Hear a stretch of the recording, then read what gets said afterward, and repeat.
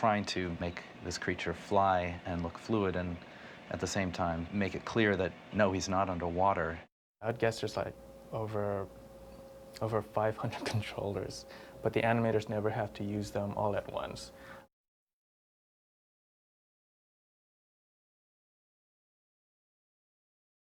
All the hovercraft are very much electrically driven. They have some sort of fantastic battery system.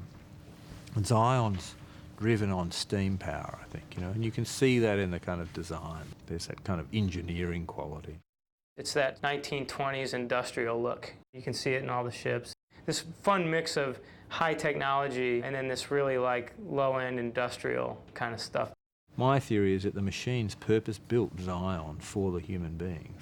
But you have to have balance within the system so that you could have a matrix. You can have your power plant, you can have the matrix to maintain those people, but you have to, within that, there has to be a sense of freedom or rebellion, so you have to have a Zion. It's a really incredible shot where I think we take, I'm holding Chara, I'm holding Rachel, and she takes a shot to a digger. And we run back through the pipes, and right as I'm jumping through the hatch, she gets clamped, just annihilated. Her leg gets totally annihilated with a sentinel claw. She has a really unfortunate interaction with a sentinel. It's been a bit of a struggle just because there's all this pyrotechnic stuff going off. I've got this thing strapped to me that explodes, and we get one thing right and then we don't get the next thing right.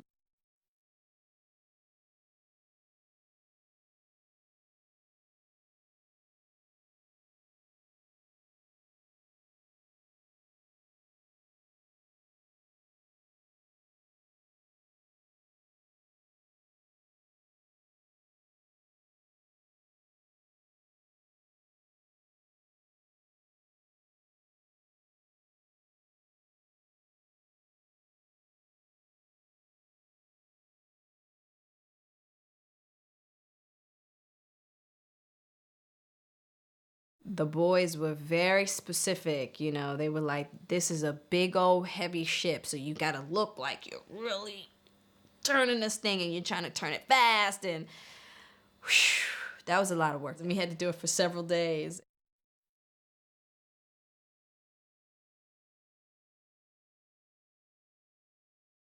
I mean, every time I go to work with the boys on 3rd Unit with the APUs and that kind of thing, they keep describing him as the John Wayne of the APU, the Clint Eastwood of the APU. He can do anything with it, he makes it look like it's an extension of him. And that's why I liken him to a samurai with that sword thing. It's just like a hand that he does.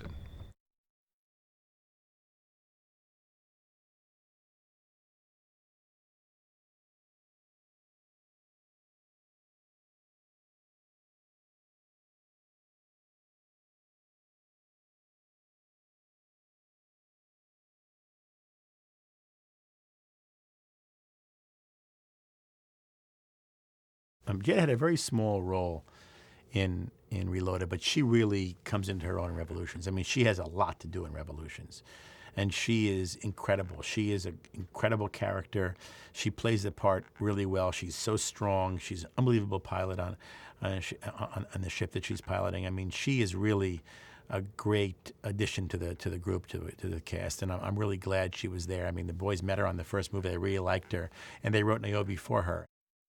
Lawrence, he's just superb. I mean, he's with you every second, every minute.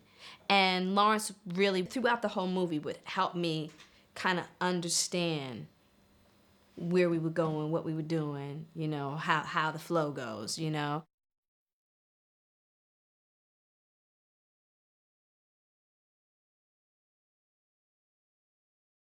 Violence and the shaking we couldn't achieve on wires, so we thought, let's give this a try. Got some silly volunteer, one of my stunt guys, to say, let's tie him to the end of it and see what happens. So we tied him to the end of it, and it actually gave a really good look.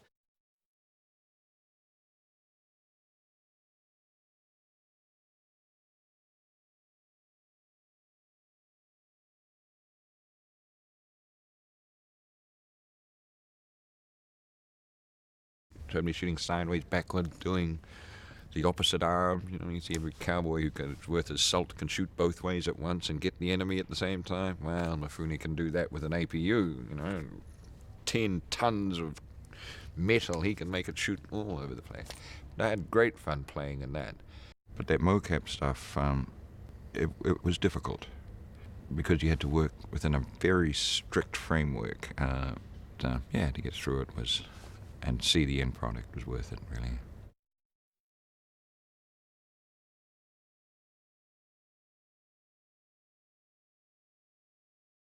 The siege is scheduled over a long period of time, and that's because the end of it, which is essentially the story between Mifune and the kid, you know, the kid starts at the bunker with the wheelbarrow, and he has to, you know, run sort of 300 or 400 meters down to Mifune, who's down on the dock from the ammunition bunker.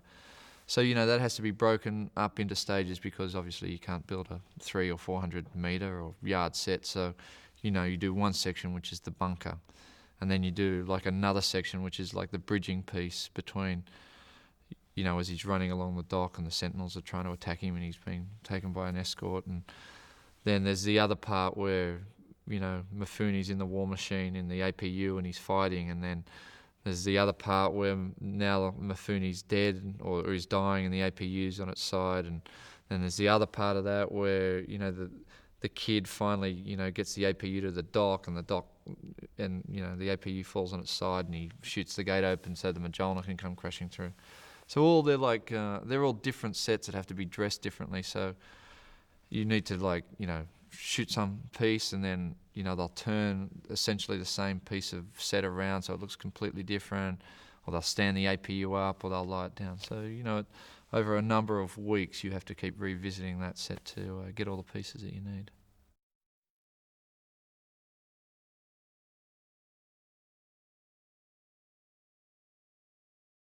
Shooting that was, I don't think a death scene is ever easy, and I've done a few.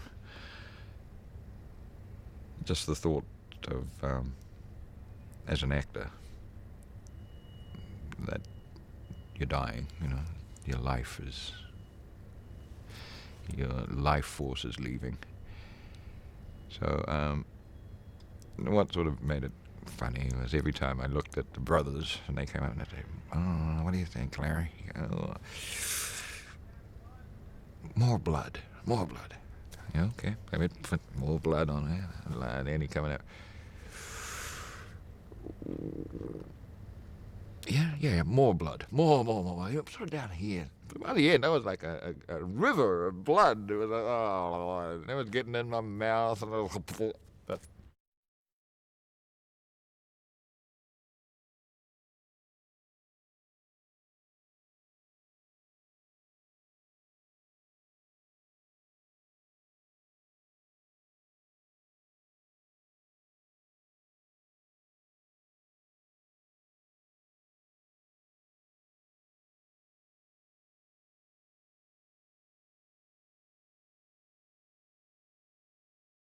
What we had to do is devise a method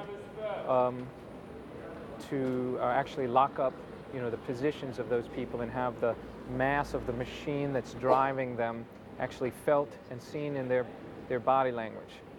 So what, in a sense, we've assembled is a motion base that is spatially sort of aligned to a motion control camera, which can do fast speeds, and both are being driven by files that have been based upon animations that we've been working on for months.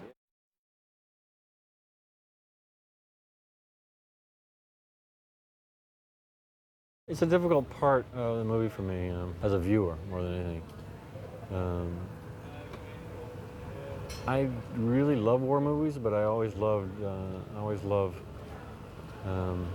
a particular strain, a particular part of a war movie, and that is in the danger, what does the person do under this sort of life and death situation? What decisions do people make? As long as we can keep it in that personal realm, I think it'll be an interesting movie. To me, I can only speak for myself. Other people might like huge battle scenes in which people die by the thousands, but unless I see the one person decide how to die, then it's not interesting to me.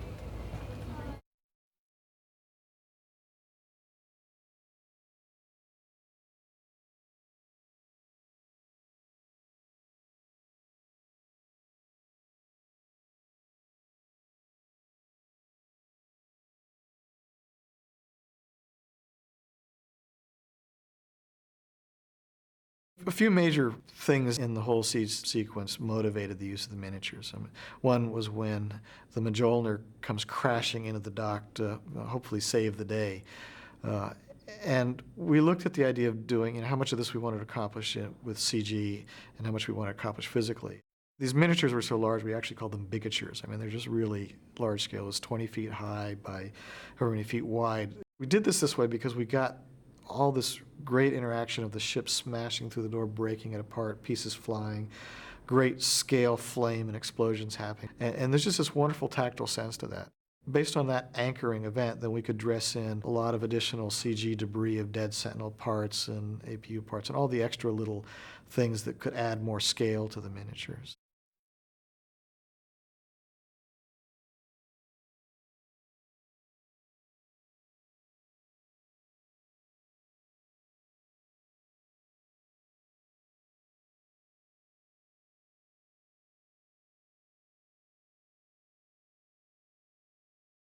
These are two people who obviously love each other dearly and who were on a similar path, and somehow things changed for them.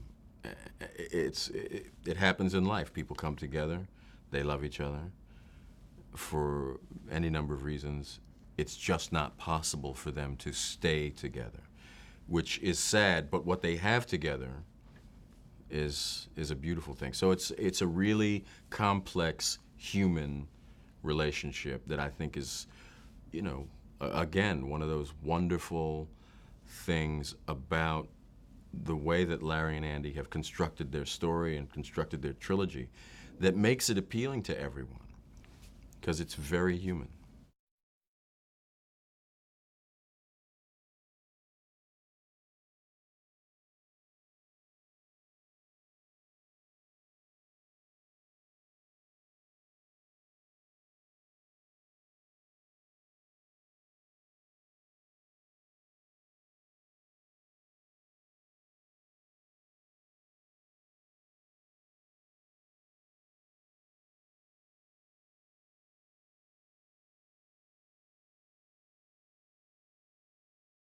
I think actors live for the opportunities where they get to work with other actors that they admire. And I would have to say Lawrence Fishburne is somebody I've admired for a long time. So there's you get daunted a little bit, but he's such a good actor. And that's not, when you're doing the scene, you're just these characters who are going toe to toe. And it's well written enough that when you're working with good actors, you usually try to arrive at what the kernel of the scene is about. It is a full-on war movie between man and machine that is just hopeless. It just feels like that there's no way that man can ever survive. There's no way this machine intelligence can't triumph. That once they find Zion, they know, people in Zion know that there's no way they can defend themselves, because it's just staggering scale that this machine world has built for itself, and its defenses are just unbelievable. And it's not like you're dealing with any humans against them. It's a machine mind set to destroy every man, woman, and child left living free on the earth. And it's just an unbelievable sequence. It's just more than you've ever could dream of, to see this much of a massive attack.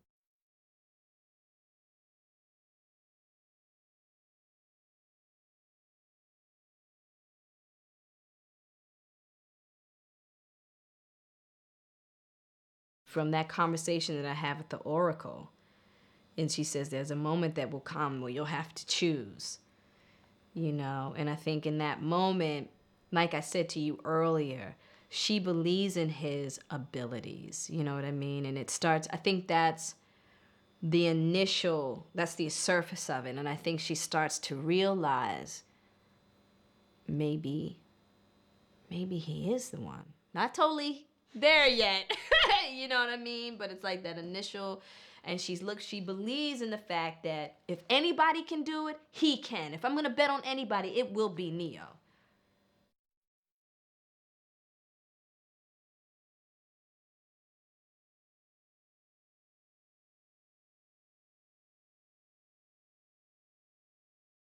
Comparatively with Steve, Jeff, specifically, the two fellows who they worked on the first Matrix and really established the look, along with Bill Pope and Owen Patterson.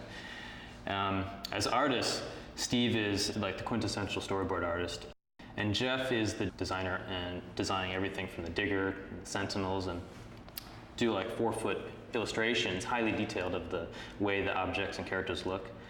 And my particular niche is more the mood and the lighting.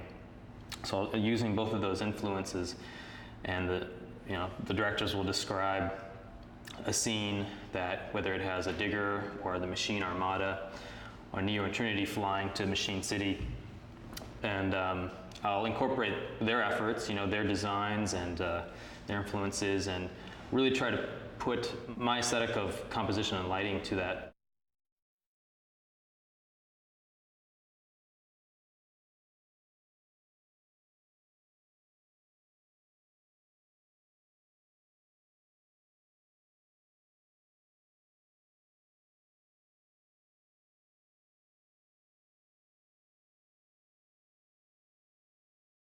It's the last unknown.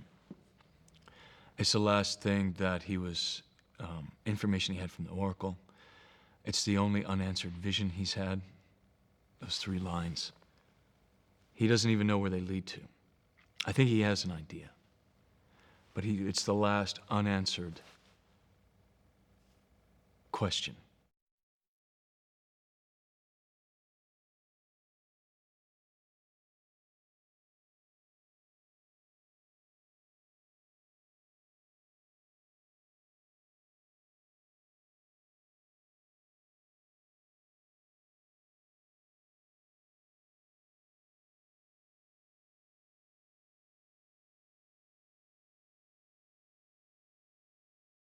Originally that was going to be an even bigger set than it was.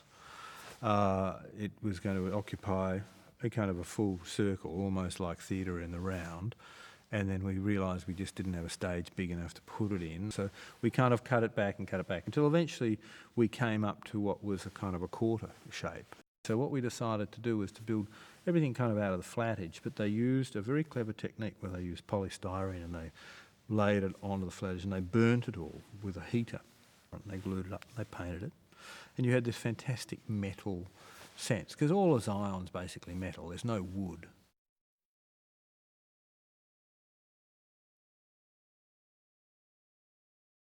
There was some rules of the world that were established ahead of time. The Machine City is dark and very blue, very conscious of eliminating green from the color palette. Obviously, the production design artwork from George Hull and Jeff Darrow and stuff was incredible and really helped set the tone. It's always been kind of referred to as like a coral reef or some kind of foreign kind of a landscape that's just teeming with life. But really wasn't the most daunting stuff at the time. I was almost more worried about the environmentals and the logos, shots of it just cruising across, finding the Armada. Or at that time there was a keep, a giant, a super huge, 20-story tall, machine that they were going to fight with, and these Armadas, and the scale of that stuff really, kind of got me scared. Everyone thinks you have a lot of money for VFX, but try working on some movies with 2,000 visual effects shots and you realize you have less money than you had in the first Matrix per shot. So you suddenly got this massive amortization scheme afoot to try to make shots cheaper and cheaper and cheaper by the time you've done enough, because you've created a pipe for doing that.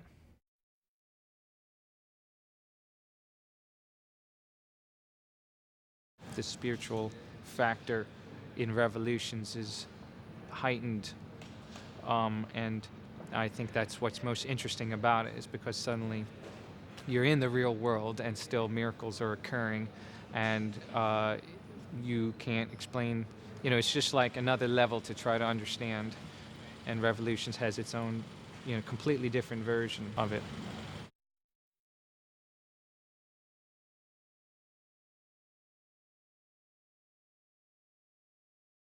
Normally, with visual effects, you get like background plates, photographic plates you incorporate elements into. And I think that we had something less than a third of the shots that we did had either a foreground plate of the actors in a cockpit or a background plate in some cases with Neo walking down the tunnel into the Machine City. So, man, the amount of digital stuff we had to create was just outrageous.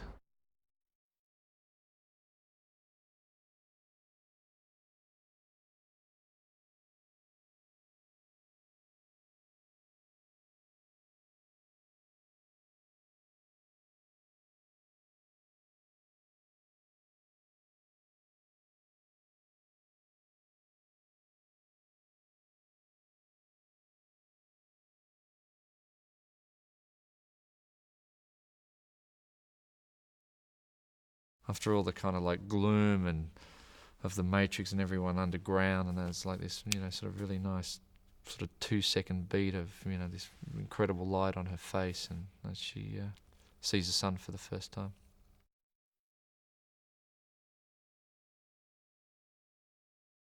The way we always envisaged finishing out the film was to finish with the last flight of the Logos. So there's like kind of a nice arc, whereas like as the actors drop away, you end up like with, essentially the two main characters, which is like the Trinity and Neo characters who, the love story is essentially about.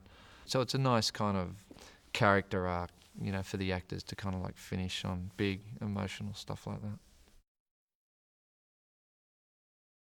Neo really gets sensitized and almost, it's not quite compassion in a kind of Eastern sense, I don't think, but he responds to the struggle of life. He doesn't want to subjugate and conquer. He doesn't want to eradicate programs. He's sensitized to all of these entities' right to life, and that what brings him to the final place before the ultimate battle between Smith and Neo in Revolutions, where he asks for peace. And I think, and there's no demarcation, it's just peace for everyone.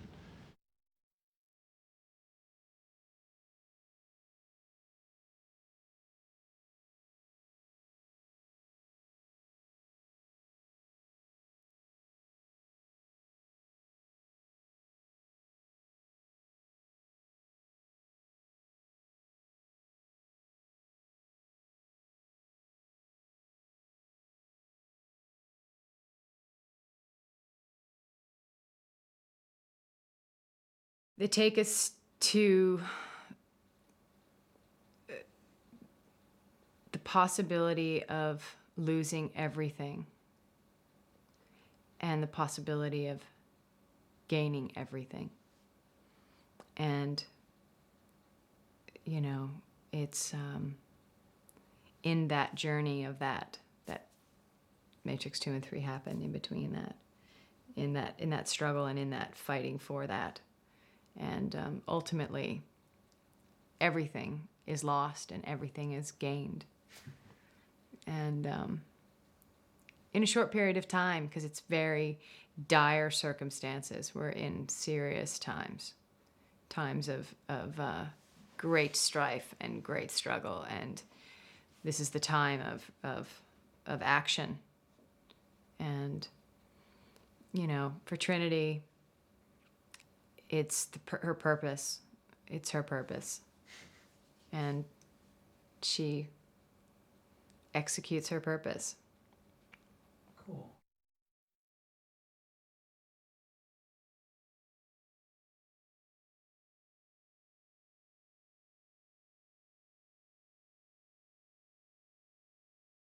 Revolutions was like this wonderful poem.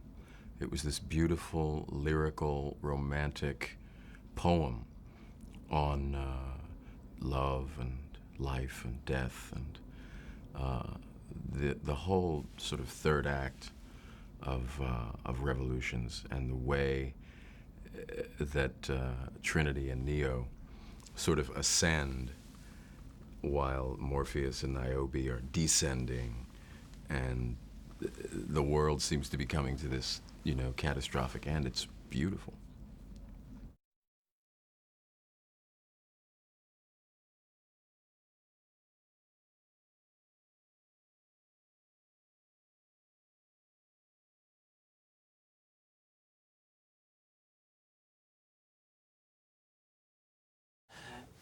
You know, the Trinity Neo connection is, it's just it's really emotional. I mean, they have done an incredible job crafting that relationship, and through the first movie and the second movie, and now ultimately to this movie, it really is such a strong part of the picture. It really connects the characters. It connects the movie. It brings everything together, and their relationship is what it's all about.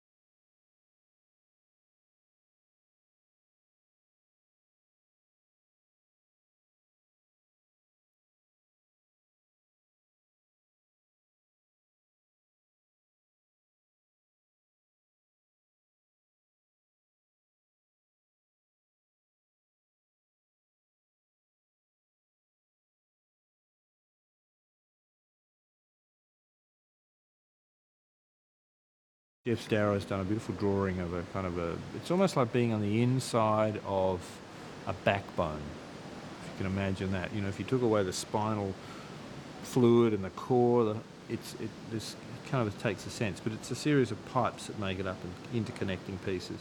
It has this wonderful combination of crustaceans and jet engines. I think is kind of the best description I've heard of it, and it's a kind of very unique, very Darrow-esque, Wachowski-esque concept. Neovision, which is this new evolution of code. It's like what Neo sort of develops is this sort of perceptual sense which he actually takes with him out of the Matrix into the real world, and then to some extent is being able to see the sort of spiritual nature underneath people, and in the case of the machines, some sort of strange biomechanical view of the machine world. Neo can see the life force, the energy force of the machines, and see the struggle of existence. With the machine city, he sees, you know, you should see it, Trin. It's beautiful, light everywhere, like the whole thing was built of light.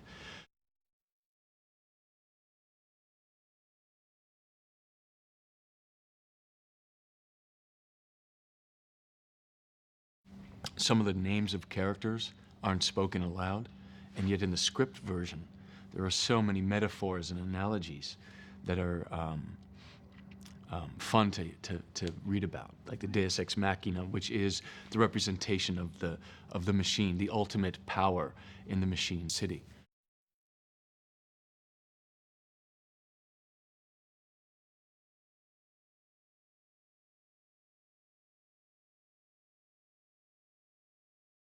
Everybody kept asking me about that thing. You know, what are you going to draw? What is it going to be? And I didn't want to think about it at all, because I thought this is going to be the hardest thing to draw in this movie, because it's it's the God machine. Finally, it came to the time I had to draw it, and they gave me an idea of what they wanted. They wanted sort of an urchin-y thing, but it had to be something that a human would recognize as, would have to be humanistic, so that Neo could relate to it, and the audience as well. And You know, everybody thinks of God with the flowing white beard and all this, and I think that's what everybody thought I was going to do, something like that. But I thought I'd go in the opposite direction, and it's the face of a baby.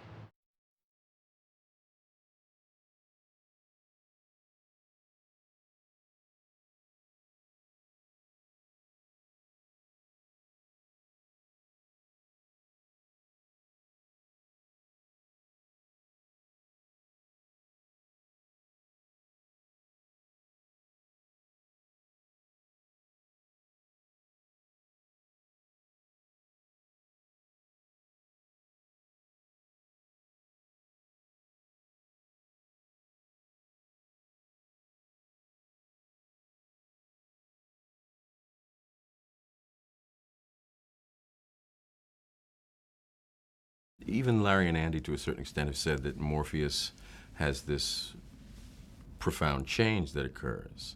And I think the third movie is when more and more of his humanity comes to the surface, where he's not so much that very sort of formidable figure that we meet in the first movie who seems to know everything. Because we learn more about him as we go, I think he becomes more human by the third movie. And for me, that's not so much an arc, it's not so much a change, because I've always tried to infuse his humanity and make his humanity very present from the beginning. So it's kind of a outside-in thing. It's kind of much harder for me to see than for everybody else.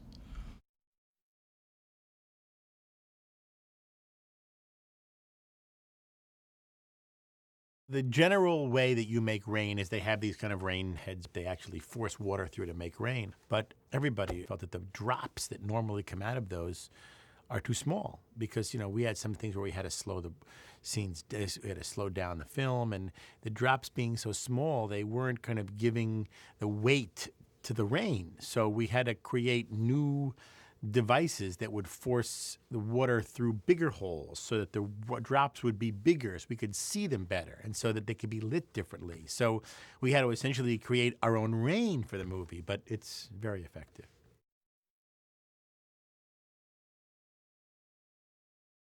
We have 2 rows of dummies that have been designed to modeled to look exactly like Hugo. They are operated by one real guy at the back who has a mask, but he is controlling the movement of the heads. We initially had a set that was longer than the studio, and we slowly worked it down into what we could A, afford, and B, build in the time. As you can see, there's kind of an edge at the end, which will be illuminated blue most of the time, and they'll extend the affinity shots all the way down the length of the street and then up as well. I always tend to show up and watch. That was a tough one to show up for because they couldn't get much done. It was the highest example of like, da-da-da, cut, okay, set up, and a setup would take a long time. From my end of the Super Burly Brawl, it was one of the many technical problems that you just had to figure out. You got the rain, you got the lightning, you got incredibly high speeds. And it had to be broken down shot by shot by shot. And we ended up building one block of a city street, lit for 300 frames a second shooting.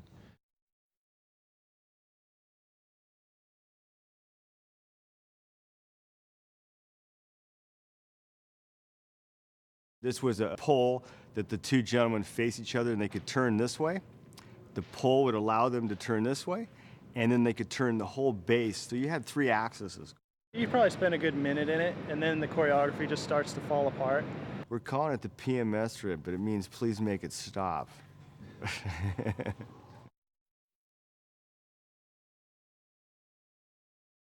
We're in the Matrix building, which I affectionately know as the Sky Barn, because it looks a bit like a barn in its style. What it was based around was the building Eon, where our offices were in Venice, in fact. It has these big, beautiful old beams, came up. Originally, it didn't have the extensions, which you can see up there, which are the illuminated sidewalls. We've added those so that it was easy to do a fight in, because it's a fight set like so many of them. So it's geared around a lot of wire work. As you can see behind me, there's a lot of breakaways, and they've all been contributed. But the painters done a beautiful job of painting it. It all looks like really old brick and that kind of American style, and has a lot of interesting kind of features for what it is. So we've tried to create an interesting sort of environment for Larry and Andy to work in, and it's one of the last buildings we see in the Matrix.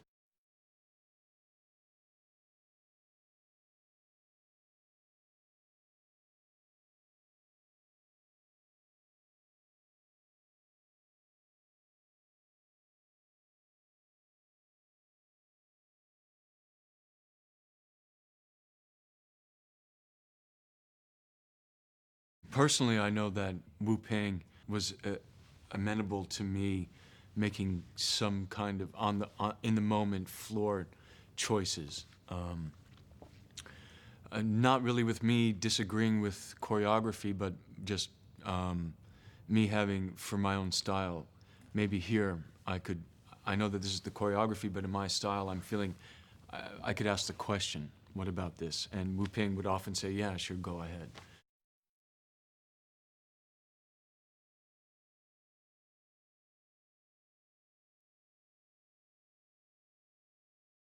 In the tradition of good apocalyptic animes, both characters have, the force to cause, destruction by way of the wake of their blows.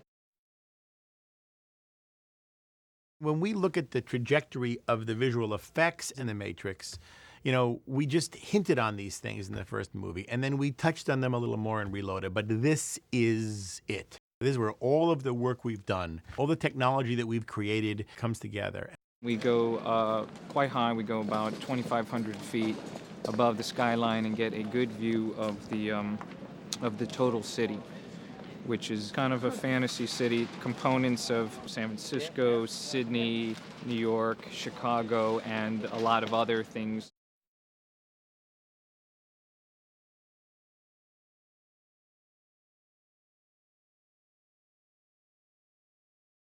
My favorite parts of it are the end, when Neo and Smith come to blows, and not just blows, but they really meet. The whole Neo-Smith interchange all the way through is the key to The Matrix to me.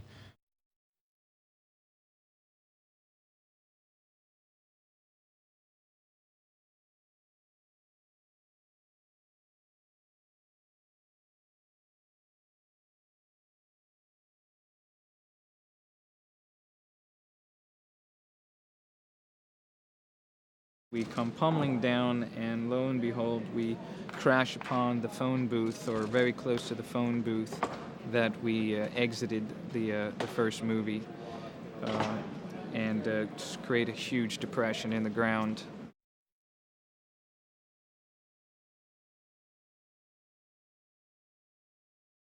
Basically, this is a urethane foam. One of the main problems we've had with a lot of sets from now on is that there's not enough studio space and we don't have time to turn the sets around.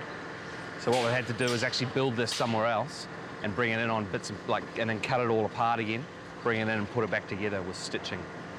So all these are put onto a frame, molded all together, which is bits of rock, molded directly off rock, and then we pull molds out of that, piece them all together like a patchwork, foam them all up, and voila.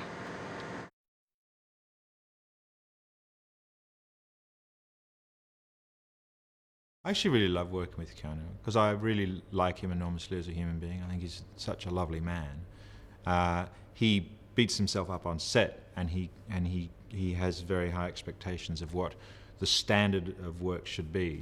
But he never pressures me, and he never pressures other actors. Well, certainly doesn't pressure me into doing something. So I'm always very open to work with him, and it was really delightful to work with him again. And he's a great listener, and that's what he had to do. So no, it was lovely working with him again.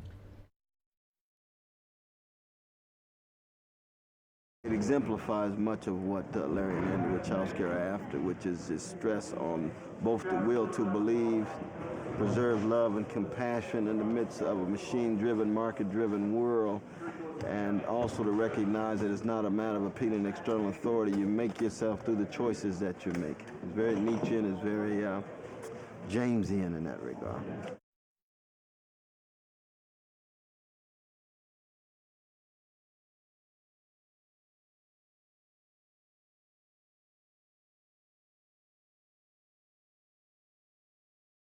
The punch is the definitive blow delivered by Neo. We're looking to really amp up the drama of a fist. So we're basically going to cover it virtually with computer graphic, fist seen with somewhat of vertigo camera lensing to create a real sense of enormous mass.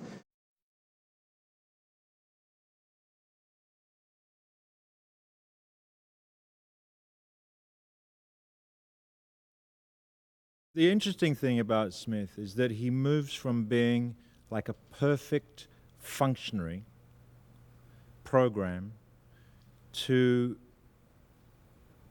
evolving through human emotions kind of seeping into him, and then being seemingly obliterated, being compelled to return. And once he's then evolved to the next stage, there's this ability to replicate himself, which is also part of the need to overcome Neo, and that is his overriding purpose.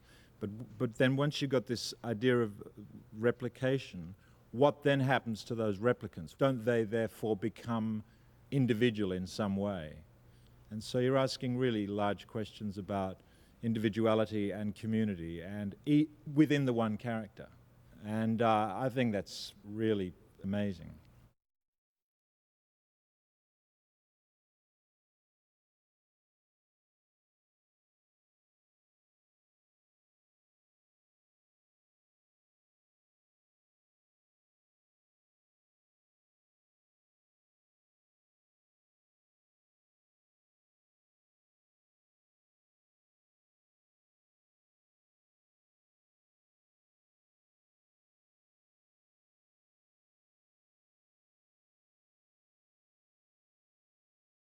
First mirror effect was about, Neo's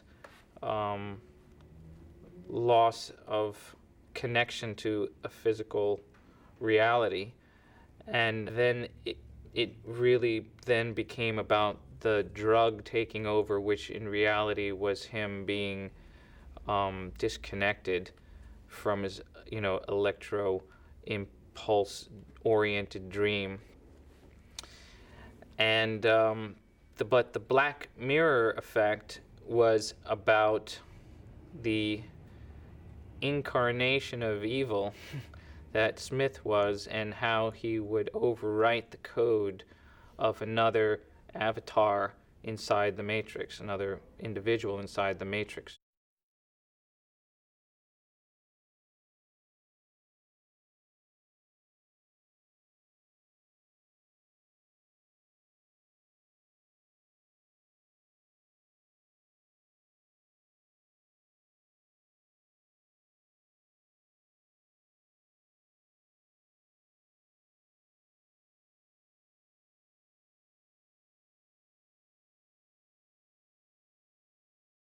Neo's quest since the beginning was, from his lines, what truth?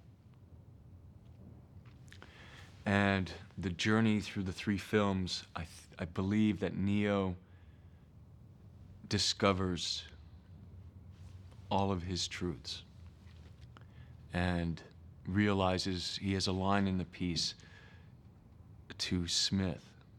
It was inevitable. I think that the journey of Neo as hero is personal consciousness and truth. He doesn't ask what truth anymore because he knows. And he knows that he has to die. And it's terrible. It's terrible for him, But as Larry says, it's also beautiful.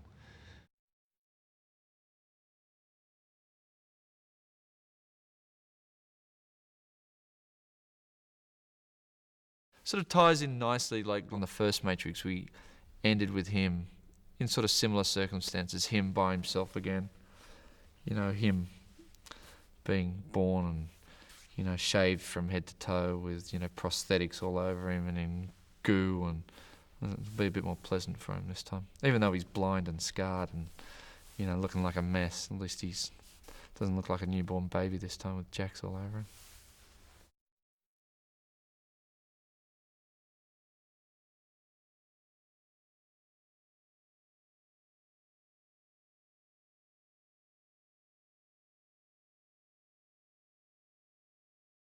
You know, most of the heroes in an epic poem end up having to die in order for something else to live. That there's simply no life without death. There's no movement or progress without sacrifice.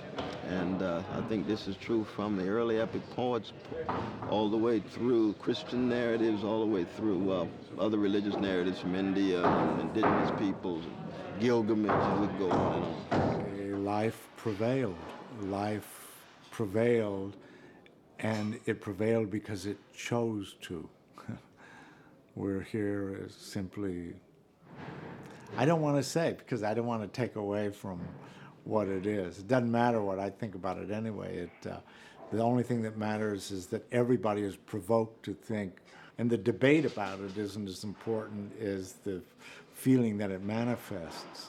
I can't deny that it's very hopeful in the end, because it does really speak to the fact that we as human beings do have some say in how we live our lives, and that we do, in the final analysis, the choice is ours. We must make the choice. We don't always make the right choice. But I believe that the way that they've told the story through Neo's journey says that they're hopeful people.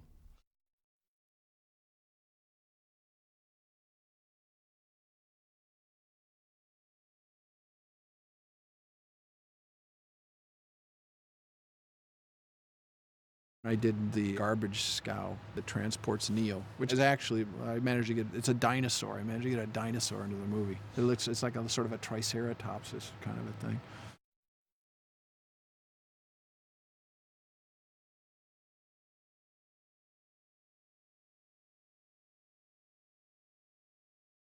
I can sort of get him to talk theme with me sometimes, and I know Owen can, and maybe James, but probably nobody else. Even the actors have a hard time getting him to tell them really what the ideas are underlying it. Maybe it's constitutional on their part. To me, it's part of their viewpoint of human beings, that they have this really admirable view of people, that everybody is as smart as they are, which is one of the reasons why The Matrix is such an unusual movie. While we were making it, I've said this before, I thought that no one would see this movie. I thought that we were making this movie for ourselves. But the Wachowskis, somewhere in them, always think that people are going to get it. They always think that people are smart, and not an opinion I share. Unfortunately for me, but they really believe this, and I think they treat the crew the same way. They will micromanage a shot because they assume that you know the meaning of it, and once they tell you exactly what the shot is, they assume that you're going to find out what the meaning is, or the scene.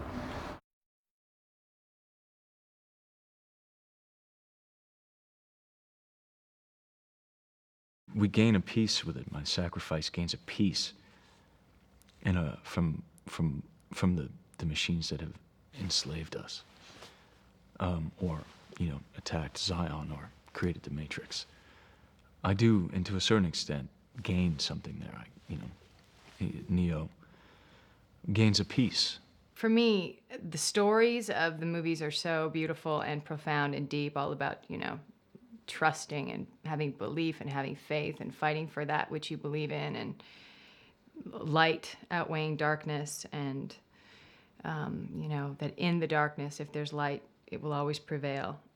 Those are things that I choose to believe. And so to be in a movie that chooses to believe that is really special.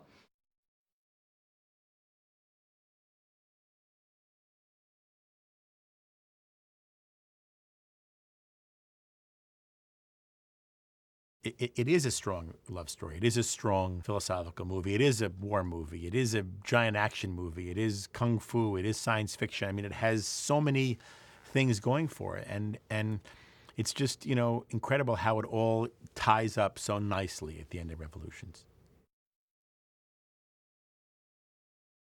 It was such a involved, intense, wonderful experience, and to come home after that was, I mean, it was its own kind of, in a silly way, but I mean, it was really just what to do, you know? I was so tired and yet so restless and so attached and missing everyone and coming in the whole experience. And everybody that I've spent any time with on these films will be a part of who I am for the rest of my life, because these movies will follow me for the rest of my days. As I said to you before, I will forever be known as Morpheus. Whether I, you know, am successful at making sure that he's no bigger than I am, you know, there will never be a time where I'm walking down the street or driving down the road and somebody sees me and goes, Morpheus. Before they go, Lawrence. And that's just the way it is. It's been a transforming experience. It's been so much learning, and it's been hard, wonderful. I've learned so much about myself, about life and work, and it's wonderful to be so committed to something that you believe in, like I believe in this film, and the way that everyone involved from every facet of making this film, everyone has showed up completely and totally, and it's been really special.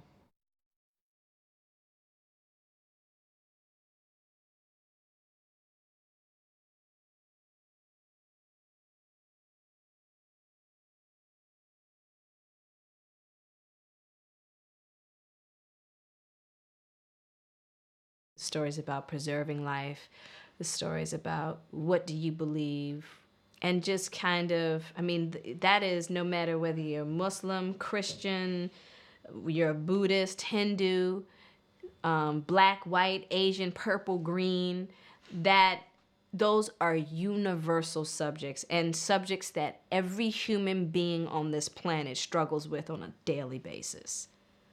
And that's why people connect to this movie. It's exemplary of our own postmodern times, because the issues of feeling as if we're in a matrix, feeling as if we're in a deterministic world, cause effect, dictating who and what we are, trying to come up with some sense of an identity, a sense of will beyond simply that which is given to us, be it the market, especially given commodification, marketization, corporatization of the world.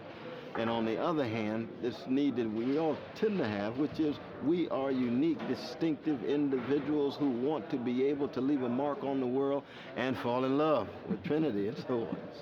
So I think in so many ways it is a kind of journey. It's an epic, but it's an epic in postmodern terms, postmodern circumstances, postmodern conditions, and yet it's timeless, because all great epics transcend any historical period. And I think in the end, The Matrix will also transcend its historical period. It will be around for a long, long time. Even having participated in this movie and studied and talked about the concepts, you know, it's still more for me to find. It's like a treasure that's never like really brought to the surface. You keep digging and finding more and more and more and more.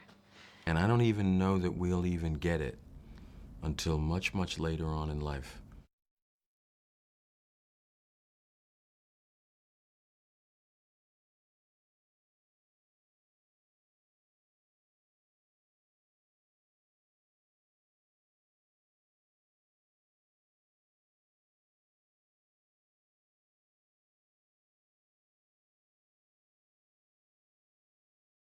When I was younger, I pretty much thought that if it was a really big film, it must be the product of manipulative commercial powerhouses that are really just creating a product with mass appeal. But oddly enough, there are cases where filmmakers have come from nowhere with their own identity, not being in subservitude to giant commercial interests, and they get, you know, these lucky chances, like the brothers got a chance of a lifetime to have total freedom.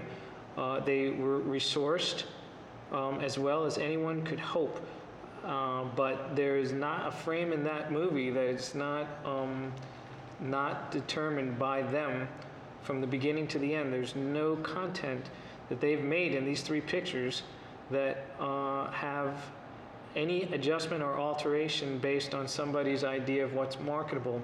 You know, everything I think flows from Larry and Andy's mind, and to be able to take that along with everyone else on this kind of journey from being a written word to a drawing on a piece of paper to an image to something that's physically built or imaginarily built in a computer, it is a wonderful thing.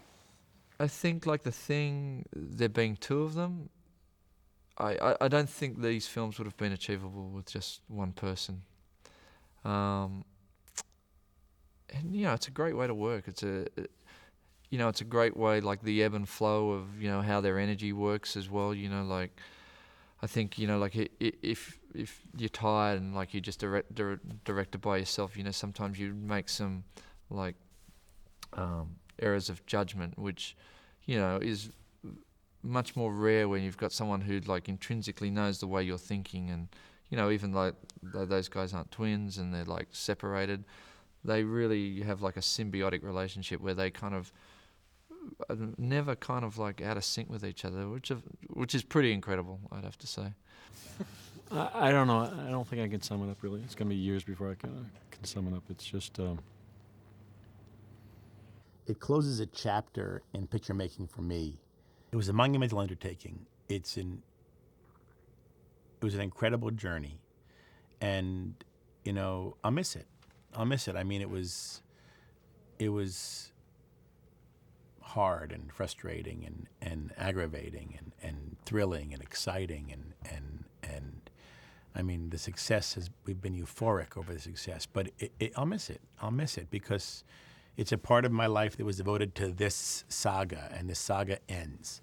And it doesn't go on. This is the end of the story, and it's just something that I really feel that I'm really happy that I went through. And I'm happy that it's over, but I'm sad to see it go. I'll miss it. This has been one of the greatest, you know, by far the greatest work experience I've ever had, and by far one of the greatest life experiences that I've ever had.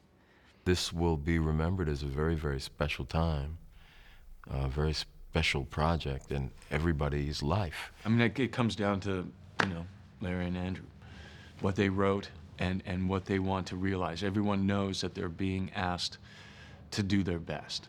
And they're being asked to do their best for something that, for the people involved, find very engaging. You know, I do. And with this opportunity that we've been given to try and create, you know, this work, how can you not be, you know, excited by getting a chance to hopefully do the best work on this project that you might ever get the chance to do in your creative life?